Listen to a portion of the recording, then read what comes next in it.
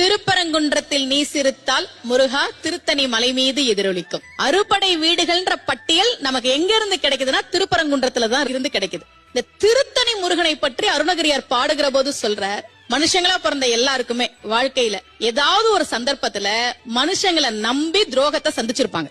கண்டிப்பா யாருமே இல்லையே என் கூட, நான் நம்பின எல்லாரும் ஏமாத்திட்டாங்களே அப்படின்னு மனசுல விரக்தியோட தனிமையில எங்க போறதுன்னு தெரியாம நீ நடக்கும்போது அருணகிரியார் சொல்றார், திருத்தணியில் உதித்தருளும் ஒருத்தன் மலை விருத்தன துலத்தல் உரை கருத்தன்மையில் நடத்துகுகன் வேலே தனித்து வழி நடக்கும் எனக்கு வளத்தும் இடத்தும் இரு புறத்தும். நீ தனியா இல்லடா, முருகன் உனக்கு முன்னாடியும் பின்னாடியும் வலது பக்கமும் இடது பக்கமும் கையில வேலோட நான் இருக்கேன்னு வருவான்டான்னு சொன்னார். அதுதான் திருத்தணி முருகன். அந்த பாடல் எழுதியவர் கவிஞர் பூவை செங்குட்டுவன் ஐயா. திருப்பரங்குன்றத்தில் நீ சிரித்தால் முருகா திருத்தணி மலை மீது எதிரொலிக்கும் அப்படின்ற பாடலை